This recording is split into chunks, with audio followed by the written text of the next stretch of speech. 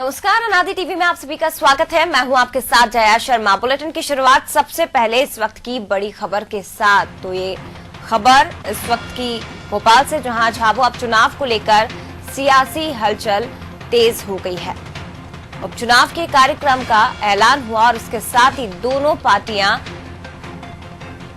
21 अक्टूबर को होगा मतदान, 24 अक्टूबर को इसकी काउंटिंग होगी और इसी के साथ दोनों पार्टियों ने कमर कस ली है। तैयारियां दोनों ही पार्टियों की तरफ से शुरू हो गई है। तो झाबुआ उपचुनाव की तारीखों का ऐलान हुआ और उसके बाद सियासी हलचलें तेज हो गई हैं।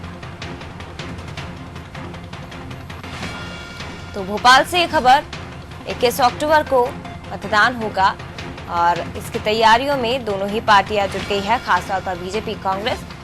हालांकि प्रत्याशियों के नामों का ऐलान अभी तक नहीं हुआ है, लेकिन तैयारियां और कमर पूरी तरह से दोनों ही पार्टियों ने कस ली है।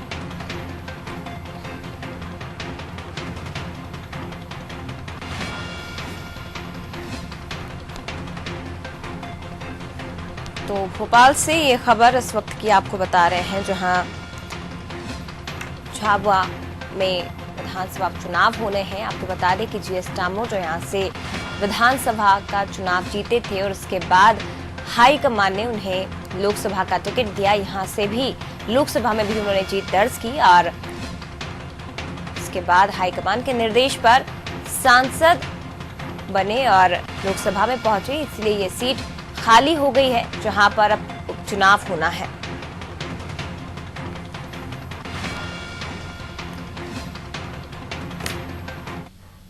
और सीधे हमारे विशेष संवाददाता का रुख करेंगे। आशीष मंगल सोनी न्यूज रूम से हमारे साथ जुड़े हुए हैं।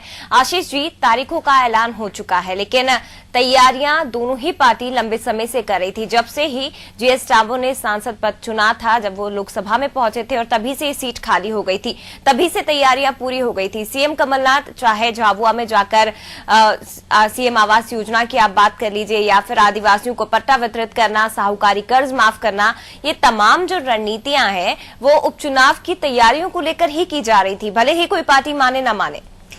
देखिए, ये बात सही है जया कि झाबुआ उपचुनाव की तैयारी दोनों ही सियासी दल पहले से कर रहे थे। विधानसभा चुनाव में गुमान सिंह डावर के जीतने के बाद लोकसभा चुनाव में भारतीय जनता पार्टी ने उन पर फिर विश्वास जताया और उन्होंने झाबुआ का गढ़ जीता भी। सांसद बनने के बाद उन्होंने विधायक पद से इस्तीफा दे दिया और झाबुआ की सीट रिक्त हो गई। इसके बाद लगातार ये कयास लगाए जा रहे थे कि इसी साल झाबुआ के उपचुनाव की तारीखों का ऐलान हो जाएगा। कल भारत निर्वाचन आयोग ने गुजरात और हरियाणा के साथ ही मध्य प्रदेश की एकमात्र सीट झाबुआ के लिए चुनाव कार्यक्रमों का ऐलान कर दिया है। 21 अक्टूबर को मतदान होगा और 24 अक्टूबर को इसकी मतगणना होगी। तो ये बात बिल्कुल साफ है कि सियासी हलचलें अब तेज हो चुकी है। हालांकि इसके पहले मुख्यमंत्री कमलनाथ और बीजेपी के तमाम नेताओं का झाबुआ एक से ज्यादा बार दौरा हो चुका है। मुख्यमंत्री कमलनाथ ने साफ तौर पर आदिवासियों के लिए कई योजनाओं की शुरुआत की। आदिवासियों के चाहे पट्टा वितरण की बात हो, उनकी जो खेती की जमीन है उसके लिए हो, या तमाम दूसरे ऐसे मुद्दे हों जिनके लिए राज्य सरकार के द्वारा मंजूरी दी जाती है, तो आदिवासियों को साधने के लिए कवायद पहले से शुरू हो चुकी है। यहां पर एक और खास बात है कि जिस तरीके से मध्य प्रदेश में आदिवासी वोट बैंक माना जाता था कि परंपरागत तौर पर कांग्रेस का वोटर है, लेकिन पिछले 10 से 12 सालों में जिस तरीके से शिवराज सिंह चौहान ने और बीजेपी सरकार ने काम किया, उसके बाद ये बिल्कुल साफ हो गया था कि आदिवासी जो वोट बैंक है वो बीजेपी के साथ खड़ा हुआ नजर आया है। विधानसभा चुनाव में जरूर कांग्रेस को सीट ज्यादा मिली है, लेकिन आदिवासी क्षेत्रों में वोट ऑफ परसेंटेज की बात करें तो वो लगभग बराबर रहा है, चाहे बीजेपी हो या कांग्रेस हो। तो ऐसे में अब झाबुआ की फतह, झाबुआ को जीतने के लिए दोनों ही सियासी दल मैदान में है। इसके बाद यहां पर नोटिफिकेशन जारी होते ही जो फॉर्म भरा जाता है, नामांकन दाखिल करने की अधिसूचना जारी होते ही राजनीतिक दलों में प्रत्याशी चयन को लेकर जो प्रतिक्रियाएं हैं वो सामने आएगी। फिलहाल कांग्रेस में भी गुटबाजी है ये साफ तौर पर देखने को मिल रहा है। कांतिलाल भूरिया यहां से एक मजबूत दावेदार के रूप में सामने आ रहे हैं, तो वहीं जेवियर मीणा भी अपना नाम आगे बढ़ा रहे हैं और साफ तौर पर यहां पर गुटबाजी उभर कर सामने आ रही है। इसके अलावा हीरालाल अलावा ने सरकार को साफ तौर पर संकेत दे दिए हैं कि आदिवासी क्षेत्र है, जय आदिवासी संगठन की सलाह भी ली जाए और उसके प्रत्याशी को भी मैदान में उतारा जाए, क्योंकि मंत्री पद को लेकर भी हीरालाल अलावा कई बार सरकार को आंखें तरेर चुके हैं। जी आशीष जी, जिस तरह से कांग्रेस की बात की जाए तो चाहे विधानसभा का चुनाव हो, लोकसभा का चुनाव हो या फिर झाबुआ उपचुनाव हो, ये तमाम जो चुनाव हुए हैं हमेशा हमने यहाँ पर कांग्रेस की गुटबाजी देखी है। हर कोई अपना टिकट पाने के लिए हाथ पांव मारता है। बीजेपी की अगर बात की जाए तो गुटबाजी है, लेकिन उनकी गुटबाजी खुलकर सामने नहीं आ पाती और कांग्रेस की गुटबाजी निकलकर सामने आ जाती है। हालांकि शायद ये कहा जा सकता है कि जितनी चुनौतियां कांग्रेस के सामने है प्रत्याशी चयन के लिए, उतनी बीजेपी के सामने नहीं होगी। निश्चित रूप से बीजेपी में कहा जाता है काडर बेस पार्टी है और जो केंद्रीय नेतृत्व की तरफ से मुहर लग जाती है जिसके नाम पर, उसके बाद तमाम जो प्रदेश नेतृत्व या संगठन के तमाम दूसरे पदाधिकारी होते हैं वो डैमेज कंट्रोल की कवायद में जुट जाते हैं। और अब तक जो जानकारी मिल रही है उसके मुताबिक जीएस डामोर के परिवार से ही किसी को टिकट देने की अभी तक की बात चल रही है और बीजेपी इस बारे में फैसला केंद्रीय नेतृत्व को लेना है। ऐसे में कांग्रेस की बात करें तो कांग्रेस में कांतिलाल भूरिया जिस तरीके से पिछले कुछ दिनों से लगातार राजधानी भोपाल और दिल्ली का दौरा कर रहे हैं, तो उसके बाद एक बात बिल्कुल साफ है कि कांतिलाल भूरिया भी विधानसभा चुनाव लड़ने की इच्छा रखते हैं। हालांकि कांग्रेस में कई नेता ये भी मानते हैं कि यदि कांतिलाल भूरिया चुनाव लड़ते हैं और चुनाव जीत कर आते हैं तो मंत्रिमंडल में आने का उनका दावा मजबूत हो जाएगा। ऐसे में गुटबाजी अपने चरम पर है। जी बने रहिएगा हमारे साथ आशीष जी, अगली खबर पर भी आपसे बात करेंगे, लेकिन ये एक बार फिर से खबर बता देते हैं। झाबुआ उपचुनाव की तारीखों का ऐलान हो चुका है। 21 अक्टूबर को मतदान होगा, इसके साथ ही 24 अक्टूबर को इसके परिणाम आएंगे, लेकिन ऐलान होते ही तारीखों के ऐलान के साथ ही सियासी हलचलें भी तेज हो गई हैं और दोनों ही पार्टियां अपने अपने प्रत्याशियों के चयन में जुट गई हैं। अगली खबर का रुख करेंगे। एक और खबर इस वक्त की हमें मिल रही है मंदसौर से, जहां पूर्व सीएम शिवराज सिंह के दौरे का आज आखिरी दिन है। मंदसौर में पिछले 20 घंटे से शिवराज सिंह चौहान धरना दे रहे हैं। भजन कीर्तन के साथ रात बताई किसानों से फसल नुकसान और आपदा को लेकर ज्ञापन लिए हैं। तो भारी बारिश के चलते मंदसौर खासा प्रभावित हुआ और इसके बाद पूर्व मुख्यमंत्री शिवराज सिंह चौहान लगातार यहां पर मौजूद हैं और यहां की स्थिति का जायजा लिया जा रहा है, लेकिन वहां से कांग्रेस सरकार को भी घेरने की कोशिश की जा रही है।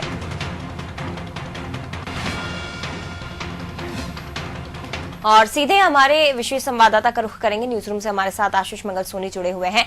आशीष जी, जब मंदसौर पहुंचे थे पूर्व मुख्यमंत्री, कहा था कि मैं राजनीति करने नहीं आया हूं, लेकिन जैसे जैसे दिन बढ़ते जा रहे हैं, जब मंदसौर पहुंचे थे उसके दूसरे दिन बिजली बिलों को लेकर कहा था कि कोई भी बढ़े हुए बिजली बिल नहीं भरेगा, उसकी होली भी जलाई गई थी। राजनीति करने से इनकार किया था, लेकिन राजनीति की जा रही है। देखिए जया, मंदसौर एक बार फिर मध्य प्रदेश में सियासत का केंद्र बनते जा रहा है। विधानसभा चुनाव के पहले मंदसौर गोलीकांड को लेकर सियासी दलों ने इसमें जमकर राजनीति की और मंदसौर गोलीकांड के नाम पर वोट मांगने में भी कोई गुरेज नहीं किया। एक बार फिर मंदसौर से जुड़े नीमच और नीमच जिले के रामपुरा में जिस तरीके से गांधी सागर डैम की वजह में पानी ज्यादा होने की वजह से बाढ़ के हालात बने, उसको लेकर फिर सियासत शुरू हो चुकी है। केंद्रीय अध्ययन दल आया, वहां पर सर्वे किया, लेकिन बीजेपी का आरोप है कि केंद्र से मदद मांगने की कोशिश लगातार कांग्रेस सरकार कर रही है, लेकिन अभी तक मेमोरेंडम नहीं भेजा है। पूर्व मुख्यमंत्री शिवराज सिंह चौहान नीमच, मंदसौर, जावद और आसपास के तमाम जो ग्रामीण क्षेत्र है वहां पर दौरा करने पहुंचे। कल से मंदसौर में शिवराज सिंह चौहान 24 घंटे का धरना दे रहे हैं। रात उन्होंने भजन कीर्तन के साथ बिताई और आज दोपहर तक तकरीबन 10 से 12 बजे के बीच में यह धरना समाप्त हो जाएगा। हालांकि कल से 23 सितंबर को मुख्यमंत्री कमलनाथ भी मंदसौर पहुंचेंगे और उसके बाद 24 सितंबर को ज्योतिरादित्य सिंधिया भी मंदसौर नीमच का दौरा करेंगे। तो यह बात बिल्कुल साफ जाहिर हो रही है कि मंदसौर की धरती से एक बार फिर मध्य प्रदेश की सियासत गरमाने जा रही है और हो सकता है कि मंदसौर में कल मुख्यमंत्री कमलनाथ कोई बड़ी घोषणा करे और मंदसौर के सहारे फिर झाबुआ जीतने की कोशिश की जाए। यहां पर केंद्र जो कांग्रेस का आरोप है कि मध्य प्रदेश में बीजेपी के 27 सांसद हैं, राज्यसभा के सांसद हैं 8, तो ये तमाम सांसद दिल्ली जाकर मध्य प्रदेश के लिए केंद्र से राहत राशि की मांग करे। बीजेपी इस पे साफ तौर पर इसे नौटंकी करार देते हुए कह रही है कि यदि केंद्र से राहत आपको चाहिए है तो पहले मेमोरेंडम भेजे और मध्य प्रदेश का जो आपदा प्रबंधन का बजट है उसके जरिए मध्य प्रदेश की तमाम बाढ़ और बाढ़ पीड़ित क्षेत्रों में राहत राशि पहुंचाने का काम किया जाए। आशीष जी, लेकिन मंदसौर की अगर बात की जाए तो पहले भी जिस तरह से किसान आंदोलन के बाद केंद्र रहा है मंदसौर और अब भारी बारिश के चलते बाढ़ वहां पर आई है, खासे लोग प्रभावित हुए हैं बाढ़ के कारण और अब राजनीति इस मामले में शुरू की गई है। लेकिन 24 अक्टूबर को सीएम कमलनाथ पहुंचेंगे, 23 अक्टूबर को, इसके साथ ही 24 अक्टूबर को सिंधिया वहां पर पहुंचेंगे। क्या ये नहीं कहा जा सकता, क्योंकि लगातार बीजेपी इसे मुद्दा बनाए हुए है कि सीएम कमलनाथ को, प्रदेश के मुखिया को इतना भी समय नहीं मिल रहा है कि वो यहां पर आए, बाढ़ प्रभावित लोगों का हालचाल जाने, तो ये नहीं कहा जा सकता कि बहुत देर कर दी मेहरवा आते आते? ये बात तो जाहिर है। देखिए जया, 23 सितंबर को मध्य प्रदेश के मुख्यमंत्री कमलनाथ मंदसौर पहुंचेंगे। मंदसौर से नाहरगढ़, रामपुरा पहुंचकर वो तमाम स्थिति का जायजा लेंगे, अधिकारियों के साथ समीक्षा बैठक करेंगे और इसकी तैयारी 2 दिन पहले से वल्लभ भवन मंत्रालय में की जा चुकी है। बाढ़ पीड़ित क्षेत्रों के अलावा बाढ़ पीड़ित क्षेत्रों में बारिश के कारण जो नुकसान हुआ है, इसके साथ ही जो पुल पुलिया डैमेज हुए हैं, जो सड़क संपर्क जिन गांवों का टूट गया है, उनकी तैयारी भी प्रशासन के द्वारा की जा चुकी है और इन तमाम मुद्दों को लेकर, तमाम समस्याओं को लेकर मुख्यमंत्री कमलनाथ वहां पर घोषणा करेंगे। 24 सितंबर को ज्योतिरादित्य सिंधिया का मंदसौर पहुंचने का दौरा था, उसके पहले आनन फानन में मुख्यमंत्री कमलनाथ का दौरा तय किया गया और उन्हें अब मंदसौर कल जाना है। यह बात बिल्कुल साफ है कि कांग्रेस में यदि ज्योतिरादित्य सिंधिया का दौरा पहले हो जाता मंदसौर नीमच का, तो वो सरकार से कुछ कामों की, कुछ घोषणाओं की अपील कर सकते थे। लिहाजा कांग्रेस के अंदर की गुटबाजी एक बार फिर सामने आई है। हालांकि यह उच्च स्तर की गुटबाजी है। मंदसौर जरूर कमलनाथ के जाने का कार्यक्रम देर से बना, लेकिन इसके पीछे जो अधिकारी हैं वो दूसरी बातें बता रहे हैं कि पहले से कार्यक्रम तय था और प्रशासनिक अधिकारियों को निर्देश दे चुके थे। मंदसौर और नीमच कलेक्टर की रिपोर्ट के बाद मंत्रालय सक्रिय हुआ और ऐसे तमाम जो समस्याएं जहां पर है, जिन गांवों में है, उनकी एक लिस्ट बनाई गई है और कल कमलनाथ मंदसौर पहुंच के इन तमाम समस्याओं, तमाम जो संपर्क गांवों से टूटा है, चाहे पुल पुलिया, सड़क या फसल बर्बादी का है, इन तमाम बातों को लेकर बड़ी घोषणाएं कर सकते हैं। जी बिल्कुल, ये तो देखने वाली बात होगी कि अब इतने देर बाद जब वहां पर सीएम कमलनाथ पहुंच रहे हैं तो क्या घोषणाएं बाढ़ पीड़ितों के लिए की जा सकती हैं, मंदसौर को लेकर की जा सकती हैं। बने रहिएगा आशीष जी, अगली खबर पर आपसे बात करेंगे और अगली खबर का रुख करेंगे। एक और खबर हमें मिल रही है जो कि भोपाल से ही। जयवर्धन सिंह ने स्लॉटर हाउस का विरोध किया है। दिग्विजय सिंह के पत्र के बाद जयवर्धन सिंह ने भी स्लॉटर हाउस का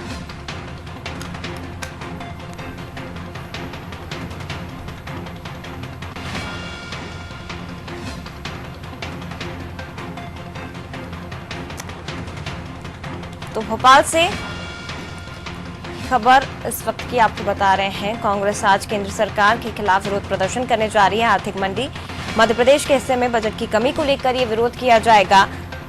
मध्य प्रदेश के हिस्से में 30,000 करोड़ रुपए की कमी को लेकर विरोध प्रदर्शन कांग्रेस आज करने वाली है। राजधानी भोपाल के रोशनपुरा चौराहे पर यह प्रदर्शन होगा, जिसमें कांग्रेस के तमाम कार्यकर्ता शामिल होंगे।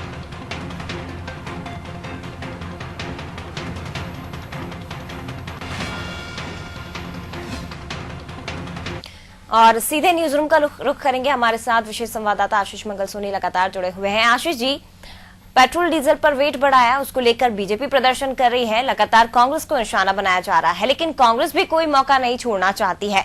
मंदी को लेकर, महंगाई को लेकर निशाना साधा जा रहा है केंद्र सरकार की ओर।